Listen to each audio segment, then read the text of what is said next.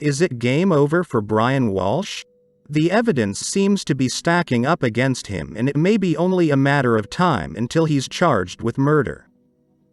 In the information from Brian Walshe's probable cause affidavit, it stated that on January 1, 3 days before she was reported missing, that Anna Walshe told Brian in the morning she had a work emergency and got ready and kissed him goodbye and told him to go back to sleep.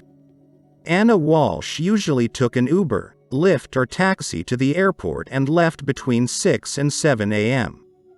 Brian Walshe further told police a babysitter arrived in the afternoon and he left home to get groceries at about 3 p.m. and then went to his mother's house in Swampscott, about an hour drive from Cohasset, but did not have his cell phone and got lost, making the trip longer than usual.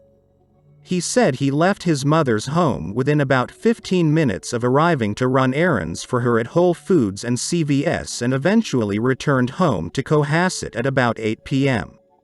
According to information from the probable cause affidavit, prosecutor Lynn Billard, Anna Walshe's cell phone pinged in the area of their Cohasset home on January 1 and 2. Brian Walshe told investigators he took one of his children for ice cream at a juice bar in Norwell on January 2 while the babysitter watched his 2 other kids, the affidavit states.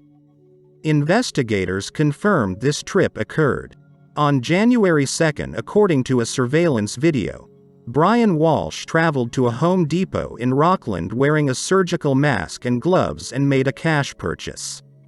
There, Walshe bought $450 of cleaning supplies, including mops, a bucket, tarps and various types of tape. On January 4, Anna Walshe's workplace, the real estate company Tishman Speyer, called police to report she did not show up for her job, prosecutor Belland said.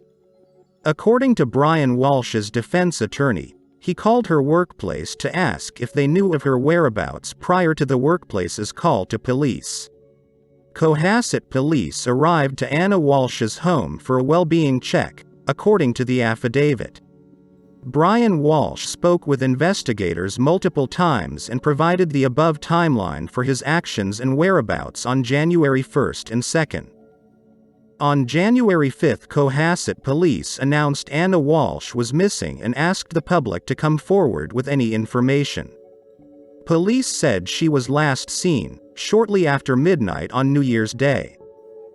On January 6, Cohasset police launched a massive search for Anna Walshe that included K-9 officers and search and rescue teams in the wooded areas near her home.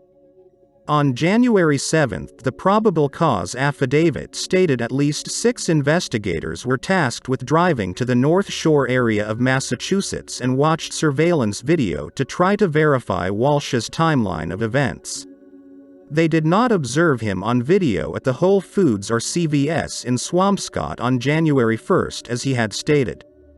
Cohasset Police and Massachusetts State Police announced the search for Anna Walshe has concluded. On January 8, Brian Walshe was arrested and charged with misleading a police investigation. On January 9, Brian Walshe was arraigned in court and pleaded not guilty to a charge of misleading police.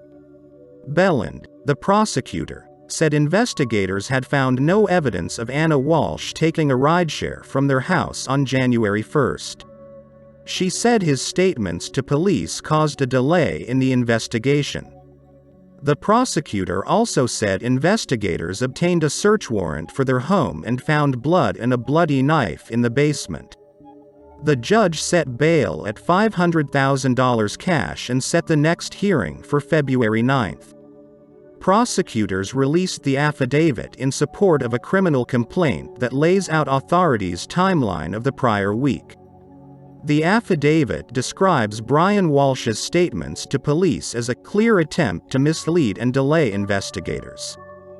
In 2018, Brian Walshe was indicted on federal fraud charges for allegedly selling fake Andy Warhol artwork online, according to court documents. FBI investigators alleged Brian or Anna Walshe used her eBay account to sell the paintings in November 2016, less than a year after they were married. In a strange coincidence around the time Anna Walshe went missing, her old home she left months prior caught on fire. The fire chief said it's too early to say if the fire is connected to her disappearance.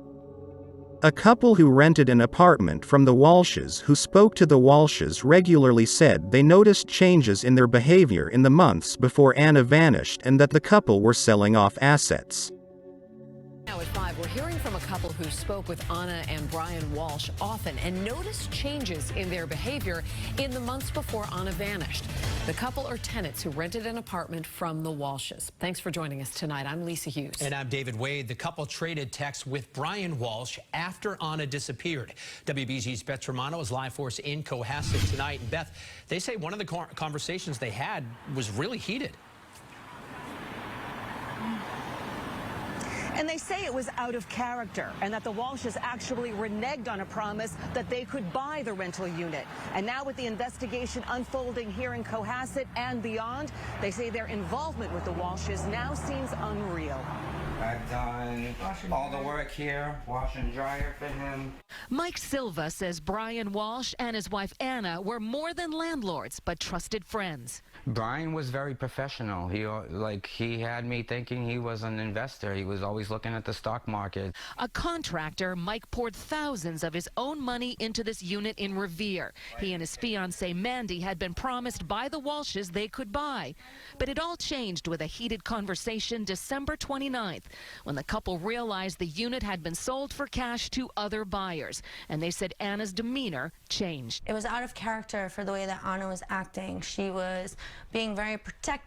She was, targeting us personally and saying like she should have done a background check on us. She should have checked our credit. Mike Silva says the Walshes owned a number of properties he helped with, like this one in Lynn, but was told they were recently selling off assets, which he thought was strange. I'm totally shocked. I'm like, things that didn't add up was just starting to add up. He had texted the couple wishing them a happy new year and finally got this answer from Brian in a text 2 days later on January 2nd. Saying Happy New Year, sorry for the delay. I misplaced my phone and my son just found it. No mention of Anna, who was reported missing the next day. The couple says they had felt betrayed by the Walshes. And now with Brian facing charges of misleading the investigation and evidence uncovered at their home and in a landfill, they're not sure what to think. I can't take that argument back with Anna, so I feel guilty that I stuck up for me and my family only for this woman to go missing. And they were told they have until May to find a new place to live, but now the future seems uncertain. And coming up at 6 o'clock, we'll talk with a former federal prosecutor who says more charges could be forthcoming in this case, even if Anna Walshe isn't found. Reporting live from Cohasset, I'm Beth Germano, WBZ News. Thank you. Brian Walshe was also accused in court documents during a 2019 battle over his late father's estate of being a sociopath and physically violent by a family friend. The documents state Brian Walshe became estranged from his late father Thomas after he allegedly absconded with almost $1 million in a real estate scam. It's unclear to what the motive was if Brian has killed his wife Anna, but it's speculated Anna was going to leave him and he may not have wanted to continue to oblige to help her and her children financially. Brian Walshe also made an appointment at an auto wash and car detailing business earlier on in the week but never showed. Missing mom. Investigators finding evidence today at a trash station near Boston.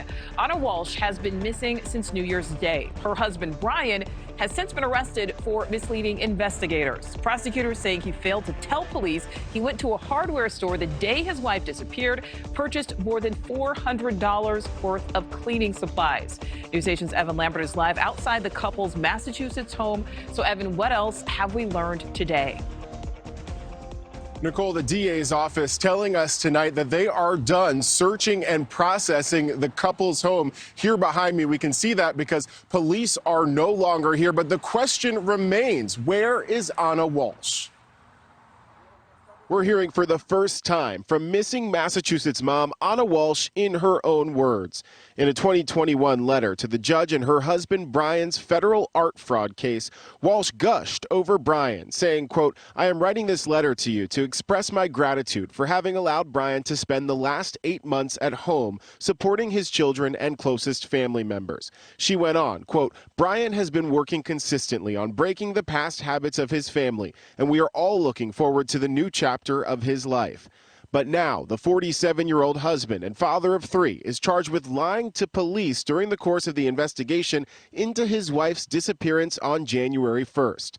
Investigators revealing they found possible evidence at a trash transfer station north of Boston near Walsh's mother's home and evidence inside the couple's basement. Crime scene services recovered and found blood in the basement area, in a section of the basement. There was also a knife that was found. On the knife, there was also blood, and part of the knife was damaged. A source also telling News Nation Tuesday a man by the name of Brian Walshe, but with a different spelling, made an appointment last week at this car detailing place near his Cohasset home, but never showed. Good afternoon, Brian Walshe. I hope all is going well. I was just reaching out to basically everybody I could. Anna hasn't been in touch for a few days. And we're also hearing from Brian. The podcast, The Case, first publishing a voicemail purportedly from Brian to a friend on Wednesday, the day Anna's work reported her missing. If you know anyone that might have had contact with her, just calling everyone. So sorry to bother you. Sure, everything's fine. Brian remains in jail, held on $500,000 bond. Officials say the couple's 3 young children are in state custody. And as investigators wait to test the evidence, they say there are no imminent plans to change the charges against Brian Walshe.